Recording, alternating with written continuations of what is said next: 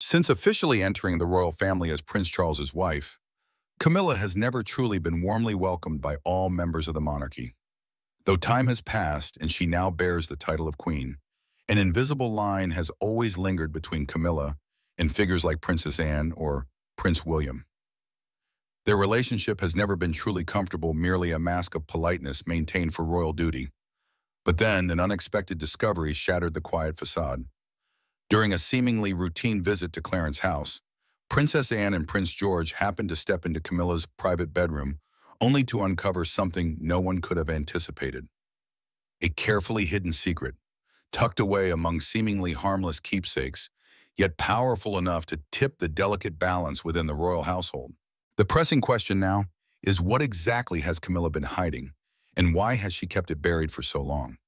What began as a seemingly ordinary walk through Clarence House in early May 2025 has now evolved into a story that could challenge the very foundation of the British monarchy. The conversation around a modern, streamlined royal family has grown louder in recent months, calling for fewer senior royals, reduced duties, and a tighter public image. However, while many support this shift, Princess Anne, a staunch loyalist to the institution, has firmly opposed it. She insists every member plays a crucial role in preserving royal tradition, but behind closed doors, something much deeper and far more unsettling has been unearthed. During what was supposed to be a routine visit to Queen Camilla's quarters, Princess Anne and young Prince George happened upon something entirely unexpected. Their presence wasn't meant to be intrusive. They weren't prying or looking for secrets. But as they entered Camilla's bedroom, what they discovered in the quiet corner of a drawer brought the air in the room to a standstill there. Neatly folded but aged was a handwritten letter from Frances Shan Kidd, Princess Diana's mother. This was no ordinary note. It was personal, emotional, and filled with revelations that had never before reached public ears. The letter detailed Diana's final months within the royal family, her heartbreak, her solitude, and her growing sense of isolation behind palace walls. Though Diana was cherished by the public, Frances wrote of a woman suffering in silence, drifting through a world that never truly embraced her pain. Why this letter, so private, so piercing, was found in Queen Camilla's possession remains the burning question. Was it preserved as a painful memento, hidden deliberately, forgotten over time? None of those answers makes the discovery any less explosive, given Camilla's long-standing efforts to reframe her public image and distance herself from the controversies of the past. This revelation threatens to pull her back into the most painful chapter of the royal story. For Prince George, heir to a modern monarchy, this was more than a surprise. It was a moment of reckoning as the next generation quietly watches the decisions of today. What lessons do they carry forward? For Princess Anne, who has long upheld the dignity and unity of the crown, this letter called even the oldest allegiances into question. To fully grasp the weight of this letter, we must understand Frances Shan Kidd not just as Diana's mother, but as a woman shaped by aristocratic duty and personal grief. Though her bond with Diana was strained, this letter read like a final confession, perhaps even a desperate attempt at closure. But what hidden pain did Diana's mother, Frances Shan Kidd, carry from palace halls to personal heartbreak? Keep watching to uncover the untold journey behind the letter, the quiet storm behind the smile, to understand the emotional depth of the letter found in Queen Camilla's room. One must first understand the woman who wrote it, Frances Shan Kidd. Born into privilege at Park House on the Sandringham estate on January 20th, 1936, Frances was no stranger to royal life. From her very first breath, she lived in the inner circle of the monarchy. Her mother, Ruth Roche, served as lady-in-waiting to Queen Elizabeth. The Queen Mother and her father, Maurice Roche, 4th Baron Fermoy, was a personal friend of King George V. Frances was not simply a bystander to royal tradition, she was bred into it, raised in a world of formality and expectation. Frances carried the title the Honorable from childhood. She was taught to smile graciously, speak softly, and never under any circumstances bring private matters into public light.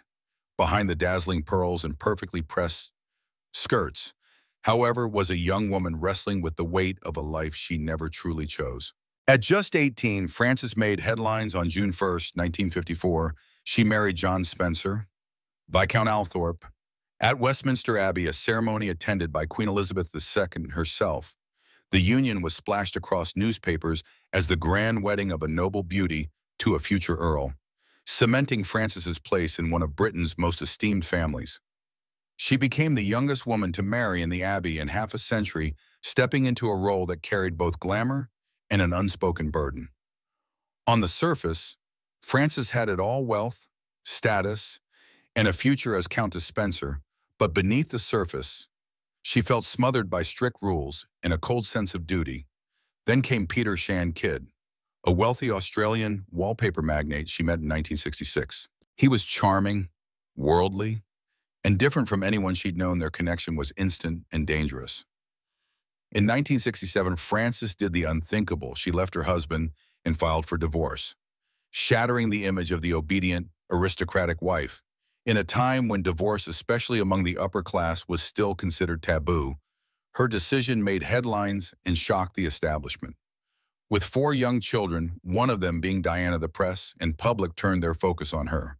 Not with sympathy for her 20s, but with scrutiny. The fierce custody battle that followed wasn't the freedom Frances had hoped for.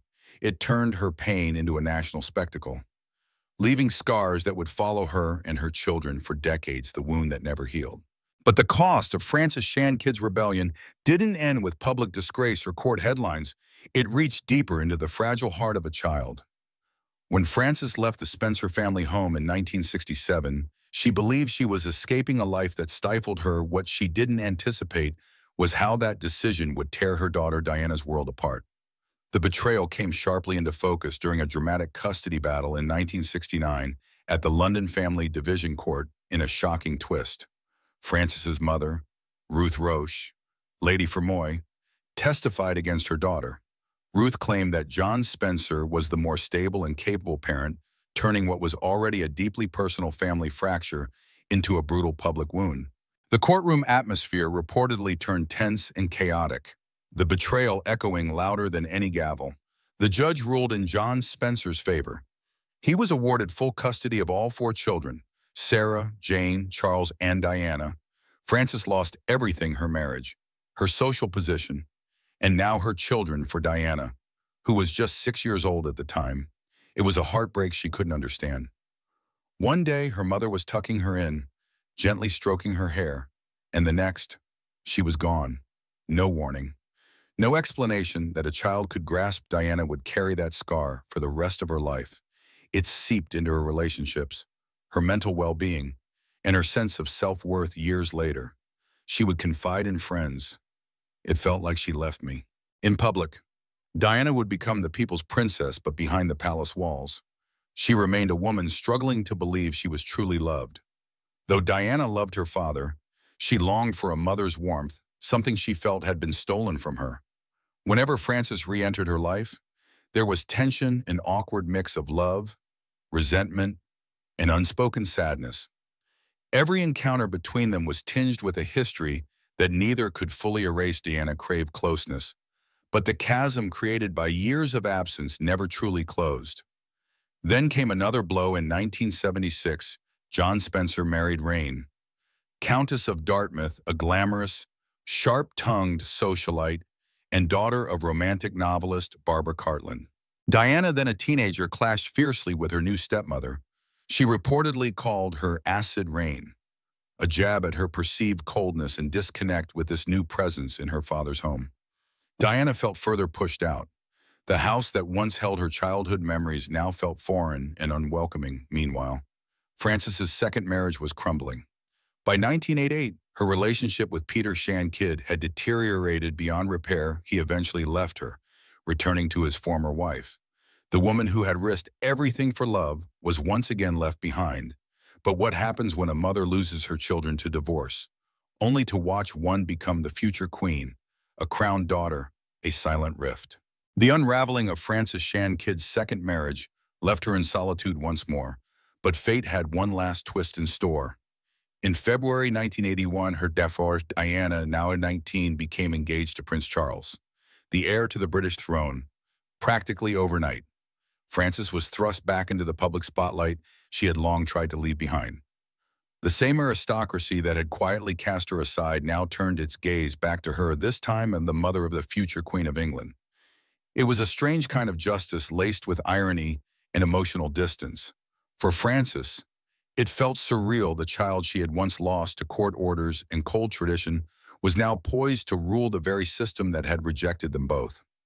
Yet beneath the fairy tale narrative sold to the public, the truth remained far more complicated. The mother-daughter bond that had once been severed never fully healed. Though Frances attended the royal wedding on July 29, 1981 at St. Paul's Cathedral, seated among dignitaries and royalty, she was more a guest than a mother. Watching from a distance as Diana was swept into a life of palaces, protocols, and pressure as Diana's marriage slowly began to fracture, Frances could see echoes of her own life in her daughter's pain, emotional coldness from a spouse, the crushing weight of public expectation, and the isolating nature of royal life. But unlike Frances, Diana didn't walk away. She stayed not for herself, but for her sons, Prince William and Prince Harry, and for the hope that things might change. Despite sensing the emotional storms Diana was weathering, Frances remained on the outside. Their contact was minimal, their bond strained by years of unspoken pain and differing choices. In 1997, after Diana's very public divorce from Prince Charles, Frances gave an interview to Hello magazine. In it, she commented that Diana was relieved to give up her title of Her Royal Highness, but instead of feeling understood, Diana felt betrayed again. That single comment shattered the fragile relationship they had left. Diana, furious and deeply hurt, never spoke to her mother again. The silence stretched on, unbroken, until tragedy struck. On August 31st, 1997, Diana was killed in a car crash in Paris. The grief that followed was immense. But for Frances, it carried an even sharper edge. There had been no last conversation, no resolution, only silence. Overwhelmed by guilt and loss, Frances released a handwritten note to the public, thanking them for their kindness. In it, she wrote with trembling grace, with pride, love, and admiration, "I return her to him so that she may rest in peace."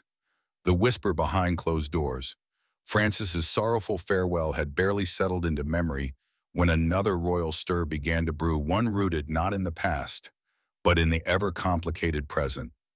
It started quietly, almost too quietly, over a simple lunchtime visit at Clarence House. Princess Anne, always clear-eyed and duty-bound, arrived with a sense of purpose. Her bond with her brother, King Charles III, was unshakable.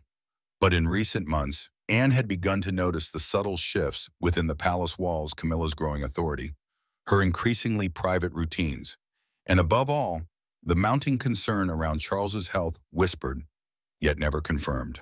The king had been stepping back from several royal duties, citing fatigue and needing rest. In his place, Camilla had become more visible, more decisive, and, some would argue, more powerful. To outsiders, it looked like a natural transition, but Anne, who had witnessed enough palace reshuffles in her life to know when something felt off, wasn't convinced. When Queen Camilla began canceling public engagements, citing exhaustion, alarm bells rang for Anne. She didn't trust easily, and she certainly didn't leave questions unanswered when it came to the crown. It was on a cool Saturday afternoon in early spring at Windsor that Anne decided to visit Camilla's private quarters without formal notice. She wasn't alone. Accompanying her was young Prince George, just 11, who had spent the weekend under Anne's wing. The two had grown unexpectedly close. George, curious and thoughtful beyond his years, found Anne's honesty refreshing. She, in turn, saw in George the makings of a monarch who might someday need to understand truths not found in history books. Camilla's rooms were strangely silent for someone known to keep her space open and informal. The locked doors and drawn curtains felt unnatural. A chambermaid, hesitant but pressed by Anne's steady voice, revealed that Queen Camilla had left earlier that morning for her private estate, Raymil House in Wiltshire, and without her usual staff. This raised eyebrows. Raymil House had always been Camilla's retreat, separate from official royal residences, but to leave so abruptly without even a note left behind was unlike her. The stillness inside Clarence House, especially in Camilla's section, was not just eerie, it was almost calculated. Anne and George exchanged looks, each sensing something bigger was unfolding. The palace may have been quiet, but the air was thick with the weight of something unspoken what they were about to find, hidden behind the walls of a room that hadn't been touched since Camilla's sudden departure, would lead to a discovery neither of them had anticipated. But what did Princess Anne and Prince George uncover in Queen Camilla's abandoned room that shook the palace's silence? Buckle up, this changes everything. The chess that time forgot as the quiet moment stretched on inside Queen Camilla's deserted quarters. Princess Anne's instinct grew sharper. Something was undeniably wrong. The silence wasn't ordinary. It was deliberate. The room, sealed off and untouched, carried none of the warmth or daily rhythm one would expect from an occupied royal suite. No fresh-cut flowers adorned the table, no half-finished teacup sat on the windowsill. The air held only a faint trace of lavender, and even that seemed to linger from a different time. Anne, unwilling to let the strange feeling pass, summoned the palace steward with a nod of authority few would question. She requested the master key. As second-born, but never second in command when it came to resolve, Anne unlocked the chamber door herself. She stepped inside slowly, with young Prince George close behind her, his eyes scanning every detail with the quiet curiosity of someone too young to know what to expect, yet old enough to sense when something wasn't right. The room's stillness was almost theatrical. Velvet drapes drawn tight, the light barely filtering in, and then, behind a faded dressing screen in the far corner, George spotted something, a large, aged trunk secured by a worn brass clasp. Its wood was darkened with time, and dust had settled across the top, but the faint engraving still shone through. He looked closer, eyes widening. He murmured aloud. Diana Spencer Anne's breath caught. "George, step back," she said firmly.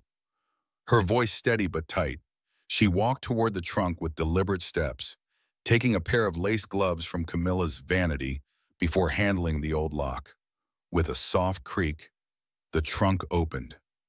Inside, time stood still there, folded and preserved as if waiting to be rediscovered, lay dozens of deeply personal items that hadn't seen the light of day since Princess Diana's tragic passing in 1997. Letters written in her flowing, emotional handwriting, private journals filled with thoughts too raw for public view, black and white photographs capturing unscripted moments, laughing with her sons, gazing out from palace windows, even solitary walks that spoke of a quieter, unseen life.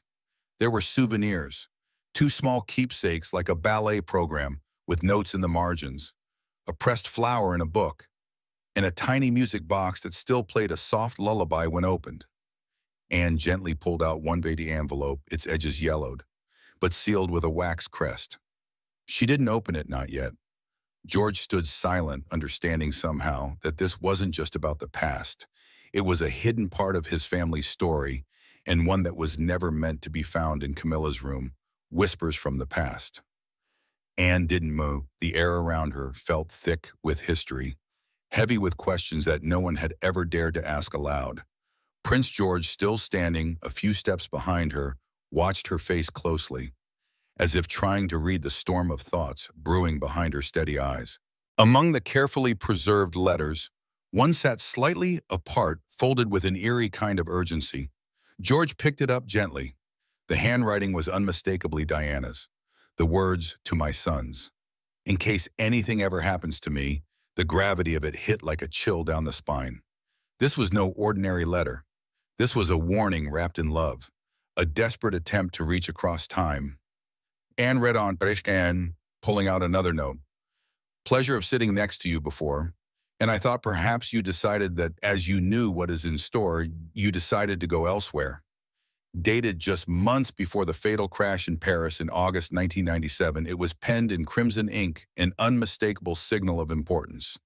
This one, addressed to Queen Elizabeth II, was deeply personal, yet laced with concern. Diana wrote of feeling watched, of hearing clicks on her phone line, and sensing a shadow always trailing her. She confessed to a fear that she might never live long enough to see William and Harry grow into men. Her words were full of longing and dread. Anne's fingers stiffened. If these letters were real, if these were indeed Diana's final reflections, Then how had they ended up here in Camilla's private quarters?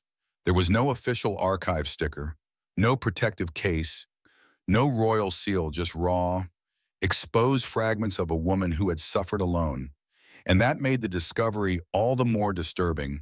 The possibilities were few and troubling. Had Camilla taken them in the chaos following Diana's death, back when her personal belongings were quickly removed from Kensington Palace during a period riddled with confusion, mourning, and unanswered questions? Or worse, had someone from within Diana's circle passed them on willingly, perhaps even Charles himself? The thoughts sat uneasily with Anne Charles, haunted by guilt and determined to make peace with the past. Might have believed Camilla deserved to see Diana's truth, but giving her these letters, the ones meant for her sons, for her mother-in-law, it felt like crossing a line too sacred to touch.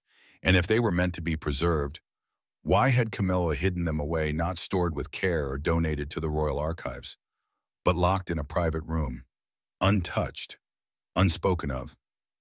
And why, after all this time, had she left so abruptly, abandoning them like forgotten luggage?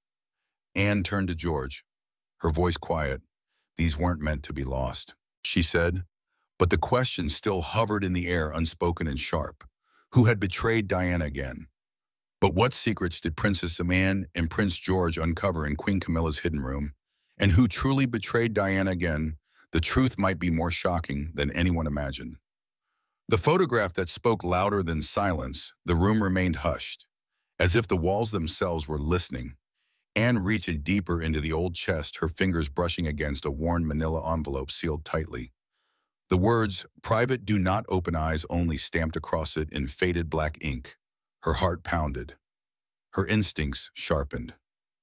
Without a word, she unfastened the seal. Prince George stood close now, eyes wide and watchful, the weight of inheritance dawning slowly across his young face. Inside were photographs, images the public had never seen. Snaps of Diana laughing with William and Harry in the Highgrove Gardens, barefoot in the grass, carefree and radiant. But one photo made Anne's hands tremble. It was taken just weeks before Diana's tragic death in Paris on August 31st, 1997. She stood alone in a corridor at Clarence House. Her smile was absent, her eyes distant, hollow almost. Beside her, partially cropped out, stood another woman, her arm unmistakably adorned with a gold bracelet, the one Camilla had worn for decades. Anne's breath caught. What was Camilla doing there? Had they met in secret? What passed between them, if anything? She turned to George, whose face was pale. "What made Queen Camilla keep these?" he asked softly. Anne had no answer, neither did anyone else in the palace. Later that day, the silence that had settled over Windsor broke like glass. Word reached King Charles. Camilla was quietly summoned. There was no official statement, no televised apology, only a stifled storm behind closed doors. Insiders whispered of a fierce exchange between Anne and her brother. She demanded to know why the contents had been hidden for so long. Camilla's voice reportedly quivered when she replied, "I kept them out of fear. I didn't take them to harm anyone. I wanted to understand her, to make peace. Peace, perhaps, but to Anne and many others, it felt like possession."